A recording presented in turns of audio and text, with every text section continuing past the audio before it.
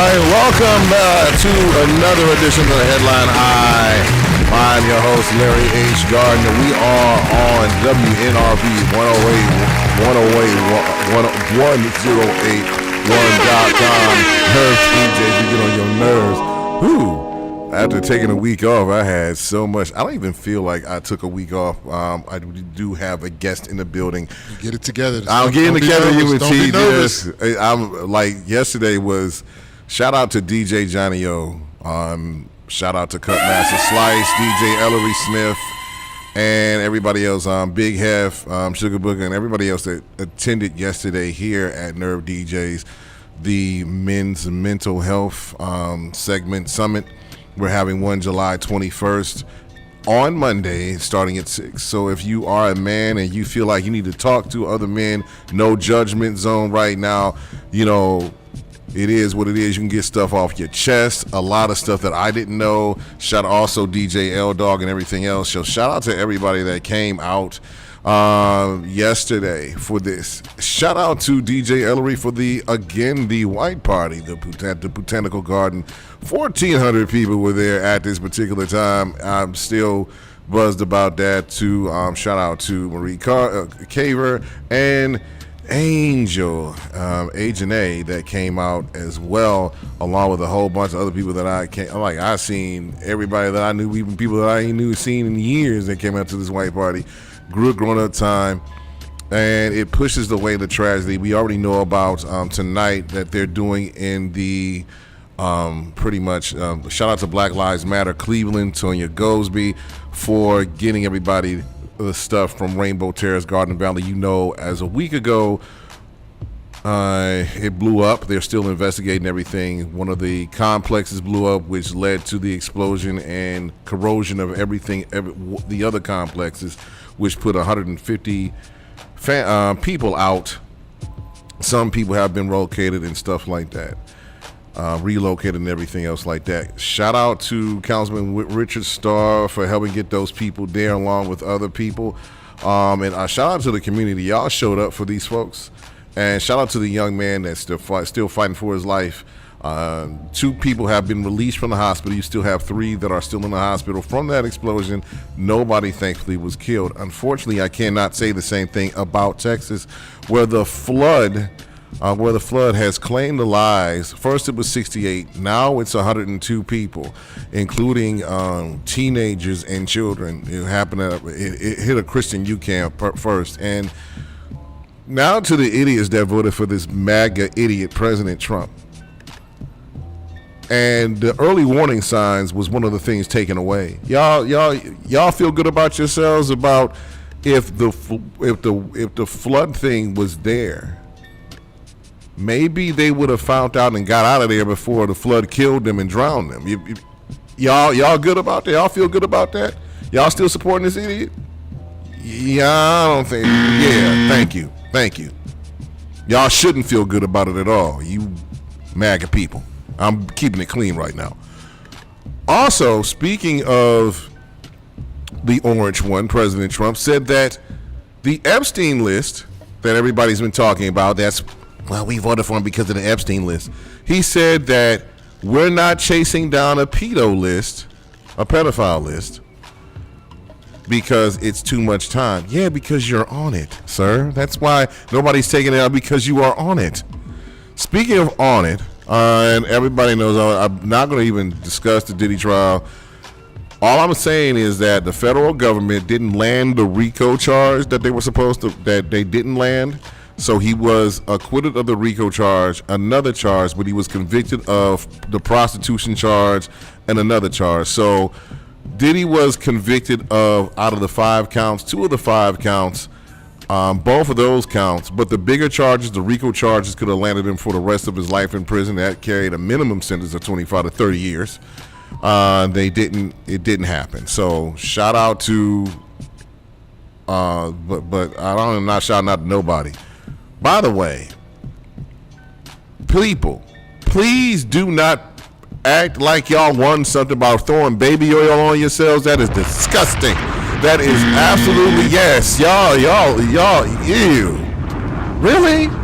So how do you feel, Larry? Now we know the verdict. Let me hear it, Mr. Journalism. The thing about it is like right now, he's not getting out until he's sentenced. That's number one, because Cassie wrote a letter and everybody's still mad at her, victim blaming about what she said in court. Here's the thing, people. So do you think he should? You think he should be granted bail?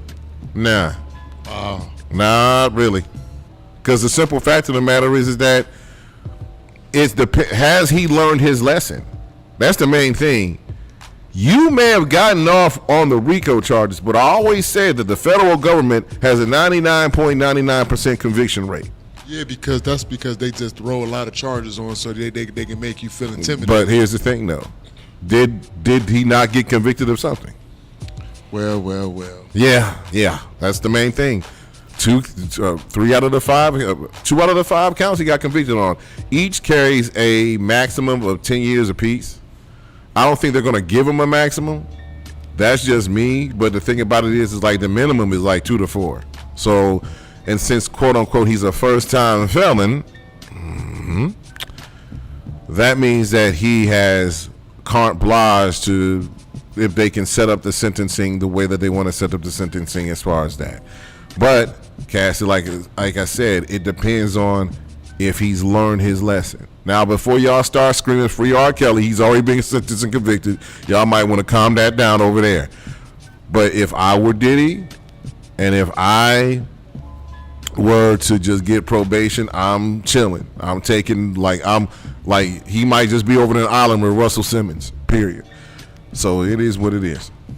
The thing about it is like sometimes you have to learn your lesson. And please, for you, Funk Max the Flex and all you people that's just shouting and screaming about Cassie did this wrong.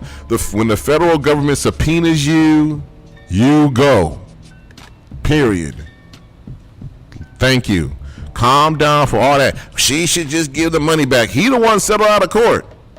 See, this is the problem. That's why nobody wants to say anything about molestation, rape, and things of that nation. Fighting for these rights because of the simple fact of the matter is that here you go, your Facebook law degrees, you all want to put those up and act like that y'all said something. Y'all didn't. So as far as him getting, like, the thing about it is like, as far as the RICO charge, I really didn't think that they didn't have enough of a case. My opinion, I didn't think that they had enough of a case to convict him of the RICO. Unless they had a hidden gem or whatever. But starting off, now the prostitution stuff, now the thing about it is like, and this is the warning for the men out there. If you fly a girl out, pay her to have sex with her, that is considered federal charge. Just the FYI, just to let you know. So all these flyouts and meetups and everything else, speaking of the meetups and stuff like that, the car meetup on Buckeye was a natural disaster. Got people shot on the 4th of July in a car meetup where you got 2 people killed. Could we not have any more violence on the 4th? Period. I'm sick and tired of this. I'm sick and tired of everybody with all this stuff like that. We're supposed to have a good time. But the problem is that some of you take it too far. I'm not just talking about African black folks. I'm talking about anybody that does stupid stuff like this. By the way, if you must know, shout out to everybody that attended the parade, all the potential elected officials, all the potential candidates who attended the West Park Kiwanis parade out there on the west side. I saw some of you, and I am grateful that you're there, but this is going down to the nitty-gritty. This is after the 4th of July. That means that we are going into our primary and general election season. Primary September 9th, general elections in November. And the thing about it is the Board of Elections has moved from 30th to Euclid to 1803 Superior Avenue, the old Plain Dealer building. So if you want, and by the way, you can early vote August 12th. The last day to register is August 11th of this year. So Team T-Rex, we have a person who is going to run in Cleveland City Council. We're going to have the first of many people that will be on this show that will be running for judge, elected officials, things of that nature, and talking about the politics in the city of Cleveland after the main stuff. So please bring on the entrance music at this particular point in time. as we wait. All right. So the reason why I'm playing this is because she is bringing the beat to the street. She is a write-in candidate for Cleveland City Council Ward 13, which has been redistricted. Please welcome my friend, and she is a write-in candidate. Please welcome Miss Gilder Malone in the building. Hello, how are you? How you doing, young lady? Hello, how are you? I'm very happy to be here to know that I'm a Cleveland and I'm ready for the rock and roll in the brand new Ward 13. So, Gilder, why do you want to run for city council? I'm joining this community to support, I'm joining this race to support my community. As an advocate, I am launching this write-in campaign as a councilwoman of the Cleveland's newly designated Ward 13. With my dedications to community issues, to local development, improving public service, and strengthening neighborhoods. I believe that the real change begins with us.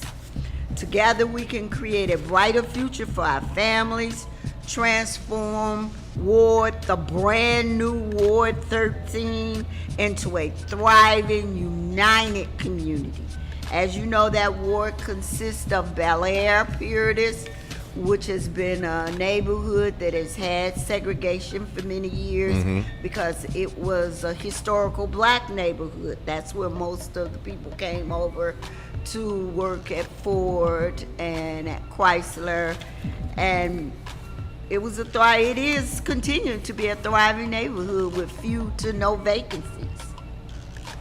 With my leadership, we can erase the division and cultivate the Ward 13 into a new era of unity, opportunity, and progress. A community where every resident has a voice and every block has an opportunity. Okay. So before that, what have you done before to prepare you for this write-in candidacy? In 2017, I ran for council in Ward 11. I ran against Donna Brady. She and Dan had been running Ward 11 for over 30 years. I decided that I wanted to make a change then, and I received 23% of the vote.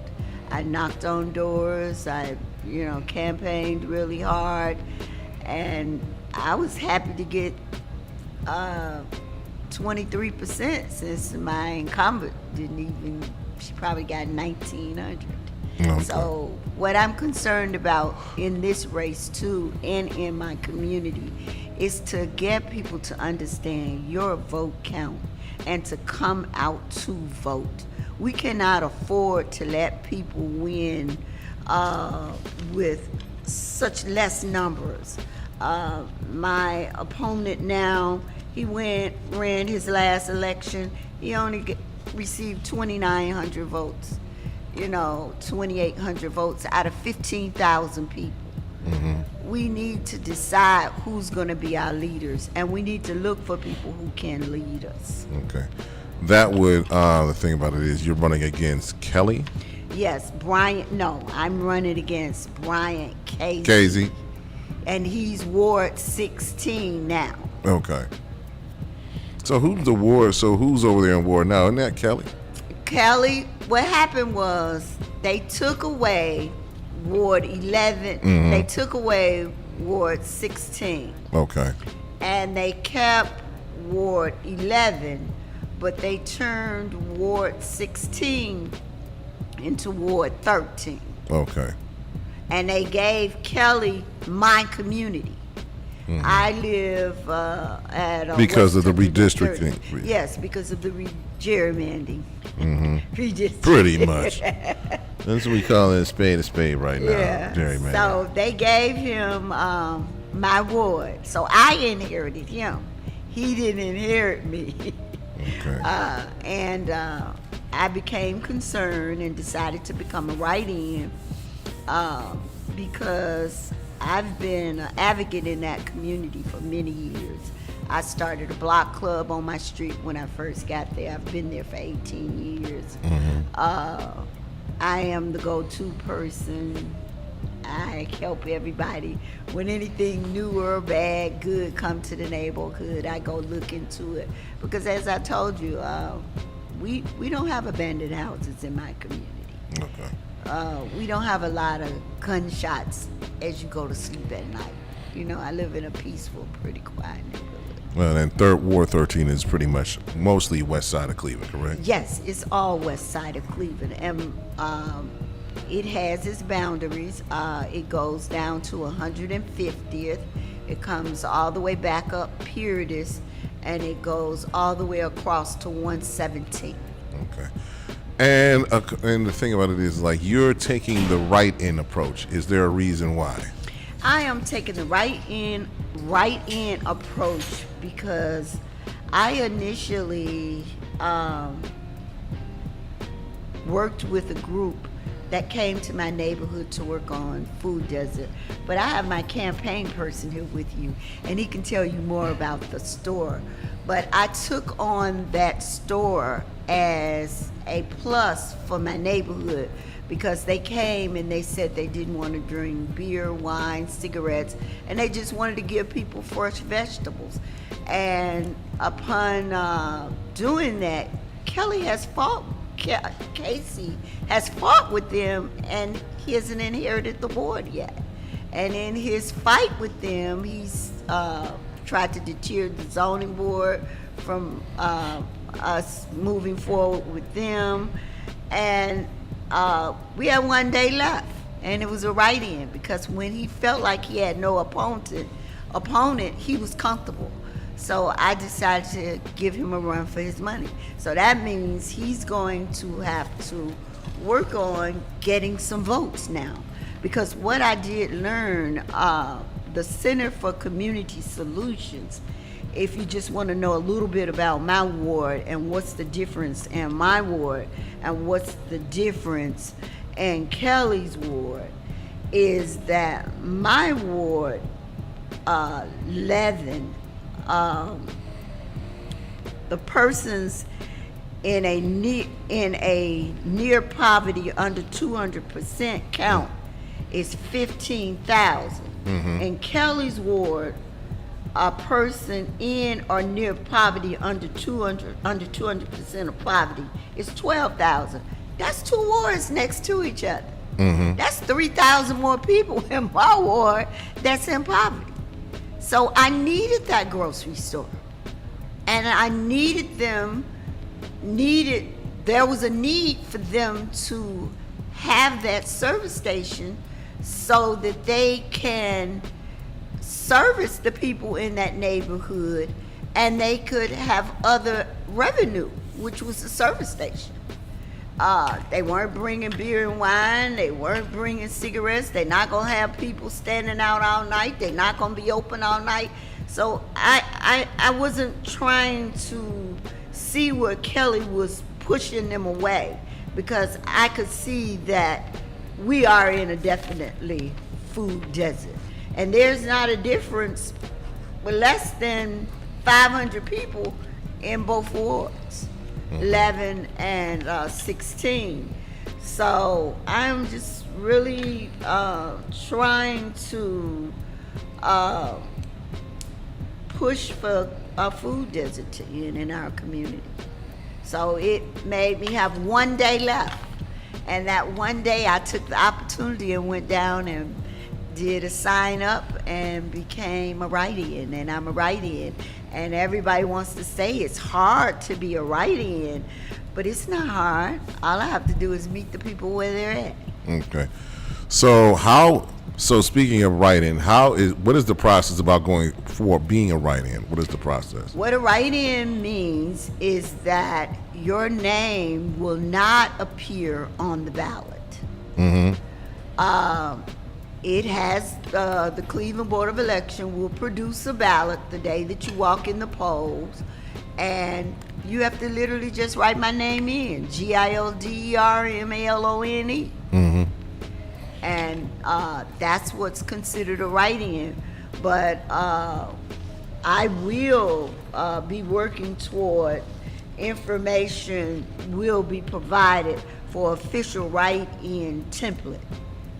So Okay. people can understand what write-in is and be able to. So you, just to be a writer, so you avoided the signature thing, correct? Yes, I Okay. avoided the signature. I even avoided The primary. Yes, I think that was God driven because the Board of Election had initially said that I had to do the September election. Then they called me back, and if I had not gotten 200 votes, if there had been another candidate, I wouldn't have been able to do the November 4th. Okay. So I was acquitted from that totally, and I'm just working on the November the 4th. And like I said, my whole contingent is to work on people being able to vote and voting, because this election is the lowest voted. The mayor election in Cleveland, which this is the mayor election, this is the lowest voted, and the city council, this is the lowest voted election in this city.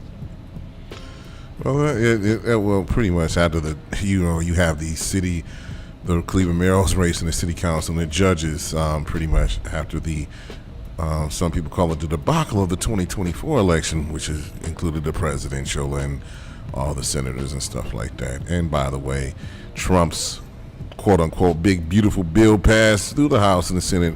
By the way, midterms are 2026, so if you want to get rid of some of the people that voted against your interests, that about to cut your Medicaid and Medicare, yeah, you might want to do Yes, that. because- Go ahead. Yes, because I am going to fight for health care. Quality, affordable, public health care is a human right, is designated to increase homicides as a public health emergency. We have too many homicides in this city. So I need to do full quality health care, access-led health care for all working poor, low-income people must be free and accessible to health care.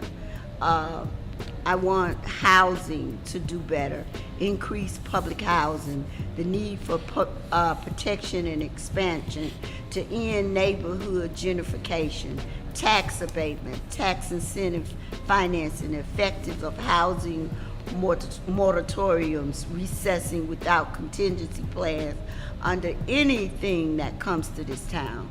We should have point of sale inspections, because you end up with a house you don't know where it's been. My greatest thing, and I know it sounds a little crazy, transportation. I like to have free bus and rapid fare for all low-income residents, lower fares for income-based disabled people, and to make it so that people can get around to get to their appointments and get to be able to take care of their business. I want fresh food, fresh water. The access to healthy food and water is a human right. Healthy urban supermarkets, which is what I'm fighting for.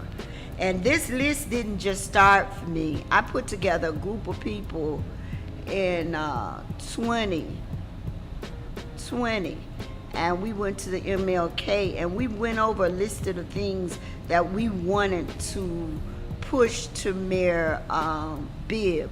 And I pushed some of these things to him, and I haven't seen them change yet. Okay.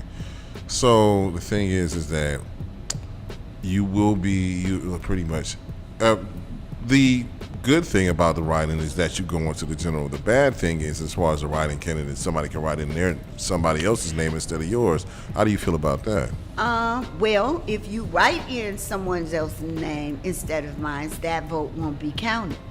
See, I'm an official registered with the Board of Election. So if you write Jesus' name in there, he won't be counted. Well, But if you write Gilder Malone in there, she's going to be counted. The Board of Election will count. yeah, boy, Jesus in this. Boy, Jesus. So, What is your platform? What are you standing on? Why should people vote for Gilder Malone and write her name in? They should vote for me because I care about Cleveland. I care about private housing, addressing the horrific overpricing in housing and marketing by hedge fund developers. Rent is just too high. Aggressive real estate brokers, banks to horn markets and maintain, public rent systems. I want people. We have the highest mortality rate in this city with American women. I want to be able to end that. We have the highest rate of black on black crime. I want to be able to end that. At my senior age, I have several degrees, and I decided to go back to college at Tri-C and get a CDCA. But I used that to help me to figure out, or to use my leverage to figure out why we are committing so much black on black crime. And there is a solution to that problem. And our mayor, nobody's investing any money in that mentality. I want to invest money in that. I want to see people get resolutions. I want us to understand that we are not our war. Our war is making our lives better for our children, our families, and to educate our communities in what is going on. And if we just come every time they kill a child and show up and have a big program and don't bring any resources in, we can't solve the problems. So I want to solve the problems. Okay. And shout out to your campaign manager that's over here listening to that. How you doing? I'm glad that you're here. So what made you what's your name for the audience again? My name is Julius Tate. Okay. And what made you want to get behind Gilder in this quest? So, most situations always come with three things. You got people, places, and problems. Right? I saw firsthand Miss Malone as a solution, which all three of those things come to carry if you put the time in and dig, right? There's solutions around us 24/7, right? Some of us just don't have the boots on the ground. We're sitting down or standing up, still no movement towards that solution. I've seen firsthand as a developer. I also own Complete Construction. Right. And the project that she talked about, that is one of my clients that have invested in that community that she currently lives in without a dime from the city of Cleveland, from the state, no grant. You're talking about hard-earned money from a family that saw an opportunity and thought of solutions more so than the problems. When I saw Miss Malone at the first event we hosted, I didn't know her, she didn't know I. But what we figured out is that we got the same beat. Our hearts are for the people. How I seen her operate gave me okay, she's the community. We need to get her more involved. Okay. Right? Our first community meeting, we had 57 people. Our second community meeting, we had 314 show up. Okay. We invited both wards, Ward 16 and Ward 11. We invited the councils and their staff, the CDC wards of both 11 and 16. We wanted it to be balanced. We wanted everybody to have a voice that could benefit from this corner that provided pharmacy, convenience for the last several years. Okay. And what became an eyesore and a problem and a dilapidation, this family, they didn't wait to get the funding, they put it into play. Okay. They have the experience to do what needs to be done and what is currently being done. The renovation of this Walgreens into a now supermarket by the name of Pure Supermarket will now have amenities that your big box stores are not putting the money nor the time into these kind of communities. That's what we educated the community on. Not that we just need their vote or that corner for this supermarket, but we needed it in its totality, right? Exactly. The reason why these big box stores aren't coming into these communities that's classified as food deserts, it's simple. It's another P, but it's not people, places, or problems, but it's profitability. The profit's not there. When you got 74.6% above the poverty threshold just in the Bel Air and Puritas area, there's no Giant Eagle coming out of there. There's no Marks. There's none of that that's gonna come because the profitability don't make sense. And you can't fault them as being a business because it's smart business. You have to go where the money at, right? This family understands that, and they did something creative. Not only with the supermarket where they provide amenities that don't exist, such as fresh meats, fresh produce, they'll also provide new fueling. Okay. More than the unleaded that's around everywhere, right? But you're talking about charging stations for the electric cars. You're talking about, high octane for the premiums. Those cars that, you don't want to put unleaded in. You want to go a step further. You want to protect that engine, that motor. So this community is currently losing valuable tax dollars and revenue just for simple things like that. Because of politics as usual? Oh, for sure. That's another P. Okay. All right. So what we're going to do is we're going to take a small intermission. When we come back, we're going to ask Gilder and, pretty much her campaign manager, what vision do you see for Ward 13? When we come back on the Headline Eye on WNRV 108.1.com. Nerve DJs, and we get on your nerves. This is Johnny Taylor. WNRV We'll be right back. 108.1.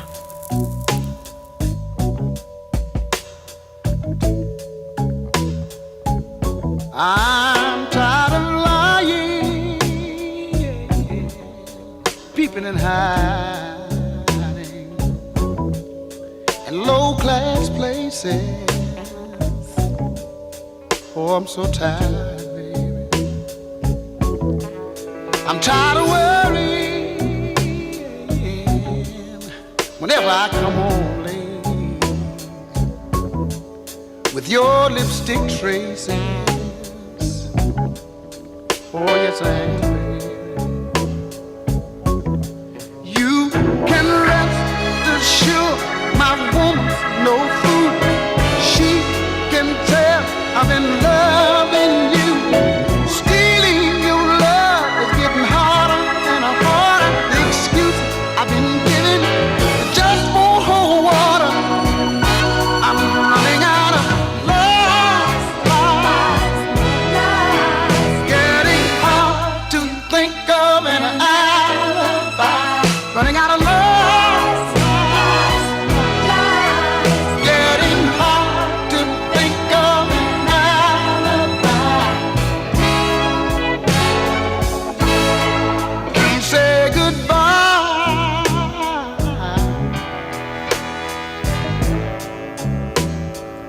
I've got too many eyes in the fire. Oh, yes, I am. I'm spreading myself a little too. I'm spreading myself a little too thin. Trying to do the job of too many men. You can rest assured my woman, no fool. She can tell just to do it. I've been loving WNRV you. 108.1. Looking for the perfect workspace? Office Lawson Solon has you covered. Whether you need a private office, co-working membership, or a virtual business address, we've got flexible options to fit your needs. Check out our 2 spring promos. Enjoy free co-working Fridays and no deposit on private office rentals. We also offer month-to-month leasing for your ultimate flexibility. Visit office-loss.com or call 216-230-9258 to lock in your space now. Office Loss, where productivity meets flexibility.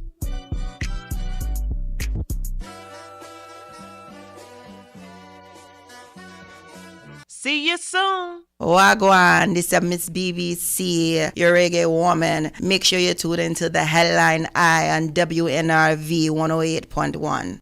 Looking to grow or expand your business? Yo, bro, you read my mind. Well, we have the perfect solution for you. Your business needs are important, and so is your advertising. Here at WNRV Power 1081, we have marketing solutions for all your business needs and affordable pricing to keep you in the green. Give us a call today at 216-702-0688. That's 216-702-0688. Or email us at WNRVPower1081@gmail.com today. This is WNRV 108.1. Shaka Khan, let me rock it, Shaka Khan. Let me rock it, that's all I wanna do. Shaka Khan, let me rock it, Shaka Khan. Let me rock it, let me feel for you. Shaka Khan, what you tell me what you wanna do? Do you feel for me the way I feel for you? Shaka Khan, let me tell you what I wanna do. I wanna love you, wanna hug you, wanna squeeze you too. And let me take it in my arms, let me feel you with my charm, Shaka. Cause you know that I'm the one to keep you warm, Shaka. I make it more than just a physical dream. I wanna rock you, Shaka, baby, cause you make me wanna scream. Let me rock it, rock it.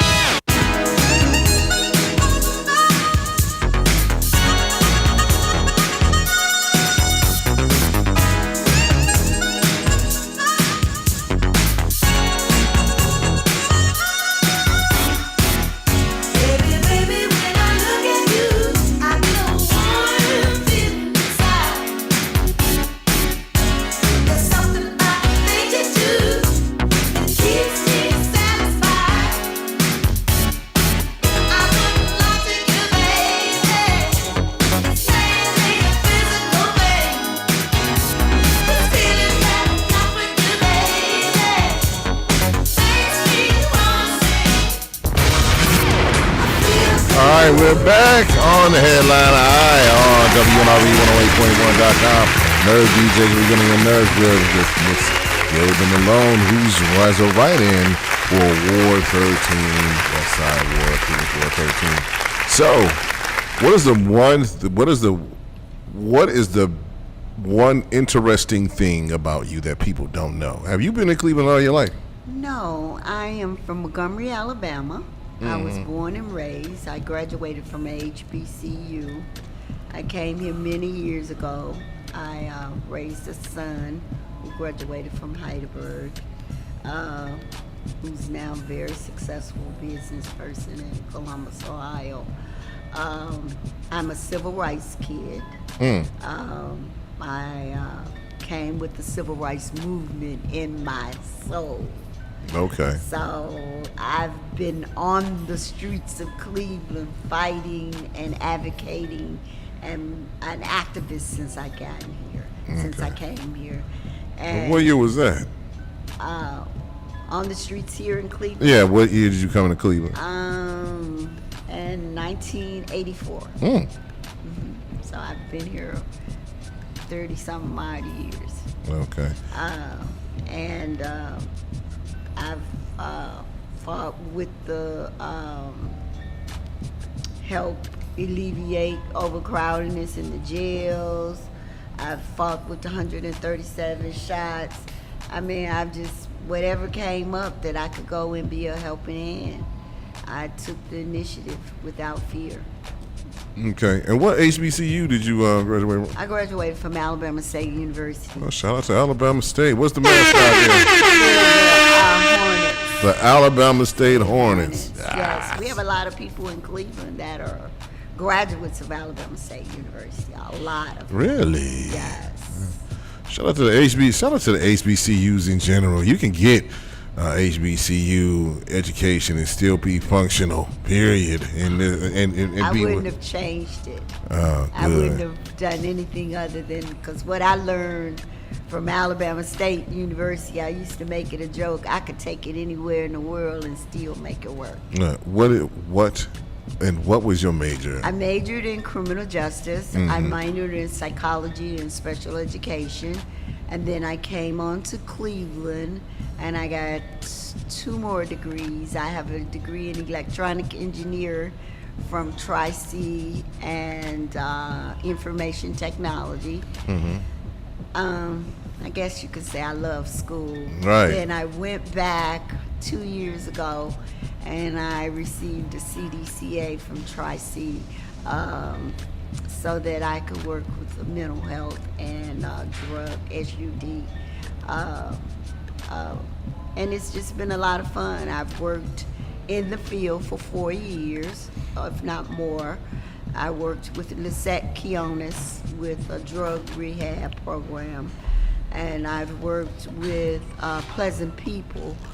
We are an agency that train people to get to acquire CDCA's chemical dependency certification.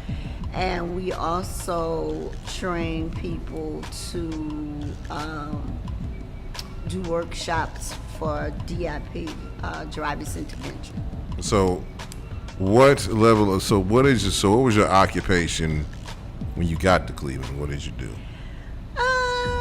I did a lot of working for myself and training my son to become a survivor, because I did a lot of creating my own businesses. I owned my own perfume business. I owned my own cleaning business. I went in, and by the time my son was 16, we was operating our own landscaping business. Okay, so pretty much entrepreneurship as you were way to go. So, so the thing about it is, like, what do you want to bring to Ward 13 as far as the entrepreneurship or careers in mind? What positions or careers do you want to bring to Ward 13? I want to do some job readiness programs. I want to do some apprenticeships. I want to train people to do the work that is most needed, and not just offer them $15 an hour, but give them some skills that they can enjoy working with. I want to bring industries in the area. Of course, you know, we're out there near the airport. There's a lot of land. So, you know, we can still bring companies, big companies, into that area. I mean, I wouldn't just say, you know, just delivering packages. I want people to learn how to have skills. Okay. So you're running against Casey, who's been around for a while. So what is the strategy to knock off the person or incumbent to take that seat, especially in a write-in situation? Well, my strategy is this. I have lived in that ward as long as Casey has been council ward. I've been in that ward for 18 years. I was there when Martin Sweeney was council and council president. Matter of fact, my son did his senior program up under Martin as the council president, and Martin tried to tell my son, you should run for council, and he was just in the 12th grade. My son said, my mama would kill me, I gotta go to college. So I've been around in that ward, and I have watched that ward grow from the airport to where I live for quite a while. I have engaged myself with people who've owned businesses in that ward. So I'm very familiar with my ward. What is the very interesting thing that people don't know about you that you want to say? Something that you've done, what would separate, what was the most interesting thing you have done? I've done so much. I mean, I started a block club in my community. I, try to make peace in my neighborhood. I try to help people. I go to the vegetable events, and I come back and I give away vegetables to people who I think may need it. I try to be that person that you can go knock on my door and say, I need some help. I try to help my neighbors when the kids get in trouble. I try to be a person that you can come to make life better for where you live. I like living in a community. I am community. Right. So, amen to that. If you win this election, what are the first 30 days or your administration, what are the first 30 days you're going to do in your administration if you win this election? The first 30 days, I'd like to be able to organize and to acquire people around me that want to see the same things that I see, and with education and with values, so that we can get the job done. If I just hire my friends, that may not work. I want to hire educated, working people with visions who can see things happen, make a difference for the community, and make, like I said, Ward 13 is gonna be new, so everybody's gonna look up to us, I'm sure, because we're gonna be the hottest, newest ward in the state, not just the city. Amen to that. So this is it. So either one of you can answer this question. How can people volunteer or donate to the Gilder Malone campaign for Ward 13? We're going to have a website up, and you can donate by going to the website. As soon as it's all planned, you can, and if you donate any other way, we want to stay frugal with the Ohio's Ethics Board. So we want you to be able to fill out an election, a campaign statement of contributions received. This sheet, because this is my biggest fear of running, as I told my campaign manager. This is an election sheet. And we're having to attend meetings. And when I ran before, it was really hard for me to do the finance, but I finally got it all finished and done. But the Board of Election is sounding like they have some new policies. And their new policies is, they want everything to be upfront. And upfront means you have to do a statement of contribution. So when you do the contribution, you have to say who gave the money. And we're taking donations. Like I say, Julius, our campaign manager, is the best at what he do. Right. And he's gonna make sure that website is up. And once it's all up and running, you can donate.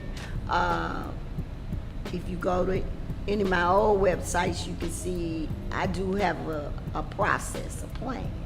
So I think that I'm going to use some of the same concepts that have community meetups, town hall meetings. I'm going to do the gamut. And I want to do some get out the vote situations before August, which means I want to help people to understand that voting is important.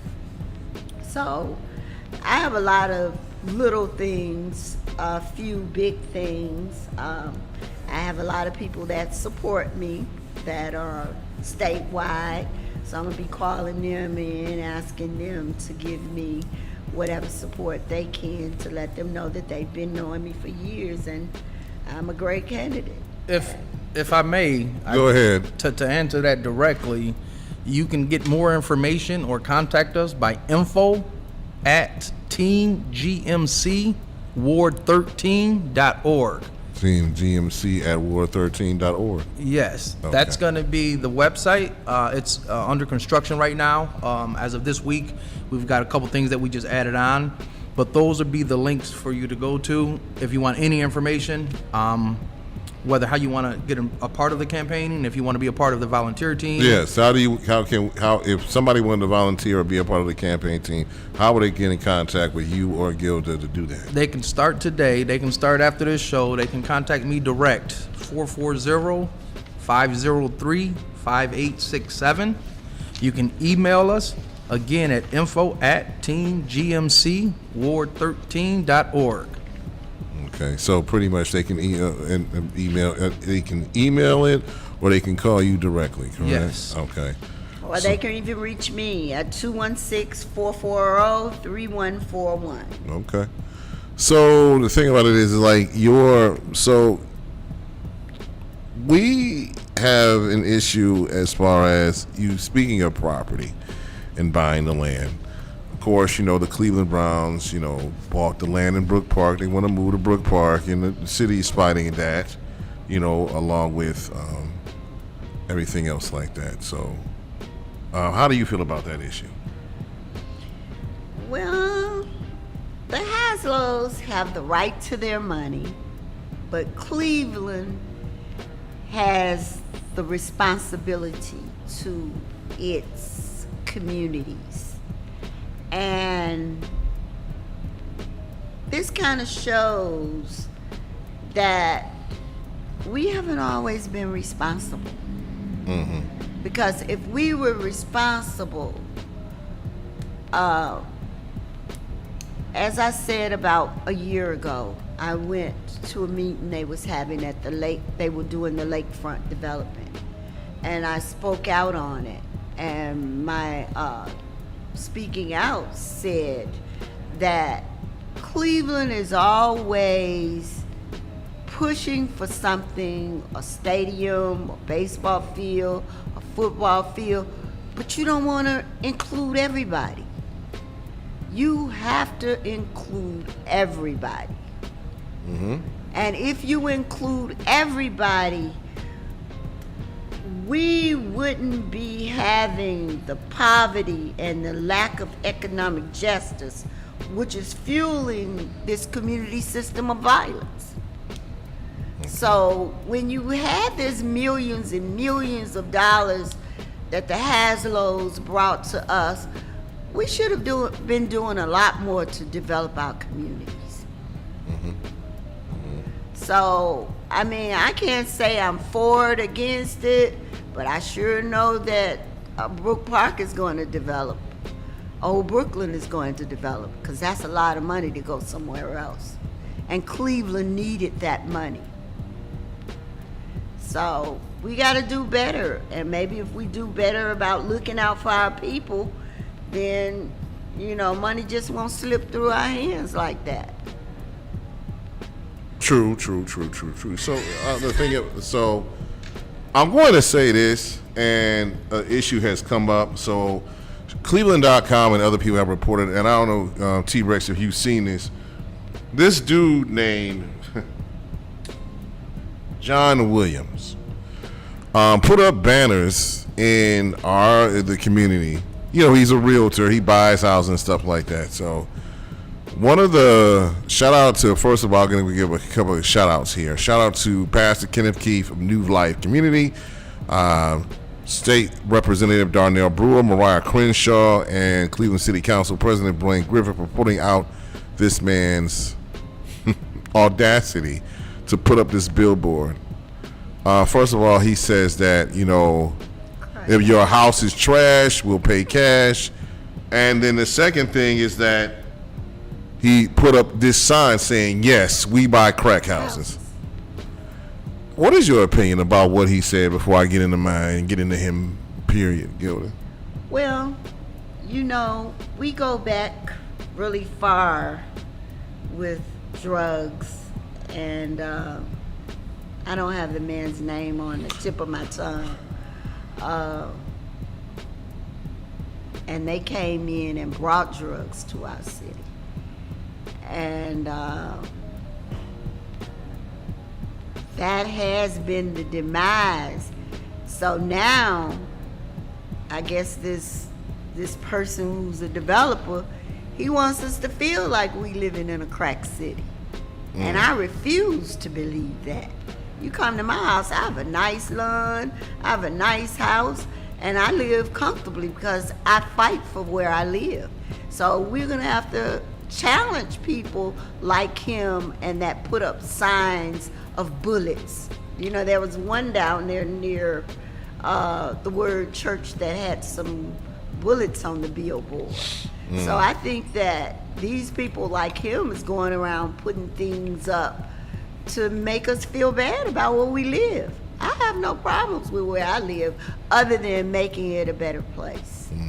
So I'm not gonna let somebody who wants to come in and buy a house and slumlord it to think that where I live is bad. No, because you do have homeowners in this city. Right. My thing is this, and I'm just going to say this, and just what he did was horrifically wrong. He labeled people with crack houses. Like, there are some nicer stuff that he put, billboards he put on the west side, but he specifically targeted the areas on the east side. The We Buy Crack Houses was on East 55th Street. So it's like you targeted that particular area saying there's a lot of crack houses. But the thing about it is like there's also great people down there that don't need that BS that he just put up. Mr. John Williams, Pasicha, you know what?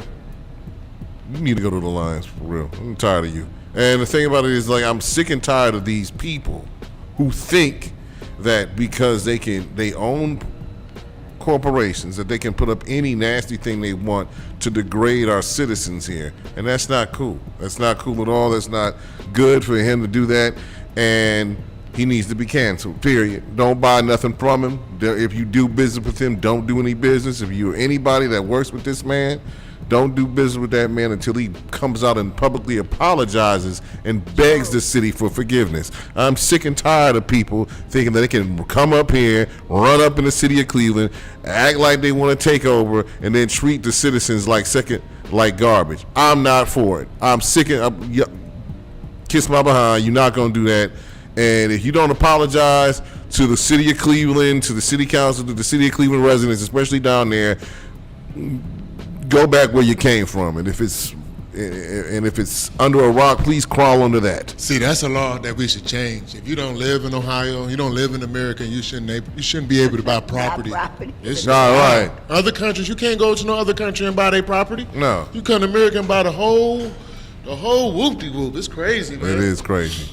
The thing about it is like he did that. That's disturbing. Like, first of all, the billboard company, y'all should be ashamed of yourself. They did interview him though. I mean, he had a great, good response. But like, it's just a slogan. So hey, you could either you like it or you don't like it, but it's so legal. It's totally legal.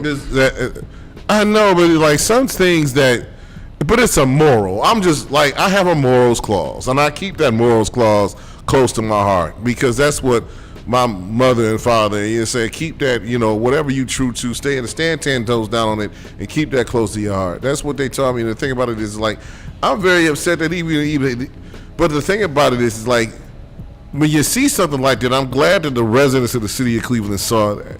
But when you see something like that, and you were like, but the city has to do better because he had the audacity to put it on the east side.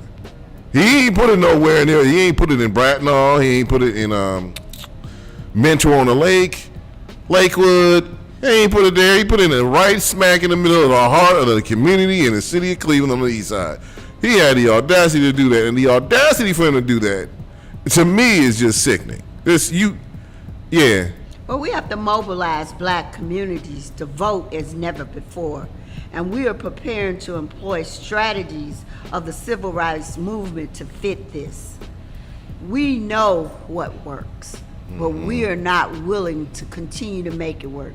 I applaud Mariah. I applaud the group of people that stood up and decided, our state representative, that this is not fair to us. And we got to keep good people like this group of people in the front line. Matter of fact, the last time I ran for election, I did an interview with Mariah. I constantly hang out with the state representative and support his speaking to the community and his town halls, because I think he brings something, and he's one of few who bring it the way he does. Well, shout out to Mariah Crenshaw, State Representative Darrell Brewer, and Reverend Pastor Kenneth Keefe. at New Life Community, and they're doing a fundraiser for their roof. And shout out to City Council President Blaine Griffin. Now, Brewer and Keith reported everything first. Blaine Griffin followed suit. Mariah also shared this as well. And the point about the thing about it is, like, and the rest and everybody else should point this out, that if somebody has the audacity to come down to the city to do something like that, we have the audacity to tell them you can't do it. We're not going to support you, and we're not going to do business with you, no form or fashion, and get the hell out of here with that. So, anything that you have to say before we wrap up? No more than I really would like for Clevelanders to consider this is their time to vote. This is your city. We are 70, I say sometimes 80% minority. So if you don't take care of your own, nobody else is. Okay. So to take care of your own, you got to come out those doors and go down to that Board of Election and vote. We're going to have early voting. You can go early. You can vote by mail. You know, just vote. You know, don't stay at home. Because if you stay at home, anybody could be your counsel. Anybody could do what they want to do. And it's time out for that. You have to vote. So my last thing and my only thing is to ask people, being from Montgomery, Alabama, is to take voting serious. And if no other time, this November 2025 election, take it serious. Because I'll be out there in September pushing people to the poll, early voting, getting them prepared, teaching them my name, hoping that they know that I'm here to be committed so that they can write it in. And to make history. This will probably be one of the first write-in elected officials Cleveland would have ever seen. So you pretty much want to make history saying, hey, I'm doing this, I got this, ain't nobody gonna stop me, and people are gonna, so you're pretty much basically the power of the people to make sure that they write in and put you in that seat, correct? Yes, most definitely. Cool. So the thing about it is, like, one last thing before we go, I'm gonna leave this. So how do we contact, and how can people donate to the campaign? And You can do that through info@teamgmcward13.org. You can also do so by calling 440-503-5867. And there's another number. 216-440-3141. okay, so we're gonna see you on the campaign trail, and you're gonna be knocking on doors in Ward 13 to get the people to be excited about you. Well, we want to go all over Cleveland. We want to give Cleveland the feel of what it's like to know how important your vote. So as my campaign manager said, I want you all over Cleveland, not just in Ward 13. All over Cleveland. You're gonna be all over. Yes. Okay, that's what's up. Best of luck to you. God bless you in your campaign. God bless your campaign manager. And I thank you very much for being on this show tonight. I really appreciate you having me. This was a great experience. It was my first one for this time, but you just getting me ready. All right, that's what's up. Thank you, man. First of many. Thank you very much. So I appreciate that, and I appreciate everybody that, 4th of July, I hope everybody was safe. I know we had some incidents, but everybody is safe and sound. Still pray for the people of Texas, because they are still, even though there's 102 fatalities, there's still many more missing from that flooding, and it's just been a lot. Trump and Musk are at it again. Listen, at this point, let the monsters eat each other, and that's about it. The Garden Valley people. Ask anybody to try to reach out to the Garden Valley people. They are still, Black Lives Matter and other organizations are dealing with that. There's some giveaways on Euclid Avenue. Shout out to Tammy Kennedy, giving away housing supplies, cleaning supplies, things of that nature. Anything that those people need they're still taking donations for Garden Valley Rainbow Terrace. So if you can go to, there are still people at Zelma George, go directly to them, or you can go to the other stations, or you can just take it down to the office. I'm sure that they'll direct you to where you go, or just take it themselves. There's been reports about some of the employees taking some new stuff, the new stuff, and giving them, the residents who need it, the other stuff. Please don't do that. Be absolutely fair. And I'm sick and tired of people taking advantage of other people while they're in desperate need for anything. So just make sure that we do that and be kind to one another during this particular time. Here, Texas, I heard Selma had a fire. Around here, there's been other, and also it's hot. Stay dehydrated. And I ain't talking about the regular 40 ounce or whatever that y'all get from the corner store. I'm talking about actual water or something of that nature. Gatorade, thinking that Powerade or what, vitamin water. Like, just make sure that you're healthy, hydrated, period. Listen, learn, and love, period, point blank. So if nobody tells you that they love you today, I do. This is summertime. So we're going to go out with one of my favorite songs by one of my favorite artists, Will Smith, DJ Jazzy Jeff and the Fresh Prince. Summertime. Peace, love, and hair grease. We're out of here until next week. This is WNRV 108.1. Here it is, a groove slightly transformed. Just a bit of a break from the norm. Just a little something to break the monotony of all that hardcore dance that has gotten to be a little bit out of control. It's cool to dance, but what about a groove that soothes and moves romance? Give me a soft, subtle mix, and if it ain't broke, then don't try to fix it. And think of the summers of the past. Adjust the bass and let the Alpine blast. Pop in my CD and let me run around and put your car on cruise and lay back, cause it's summertime.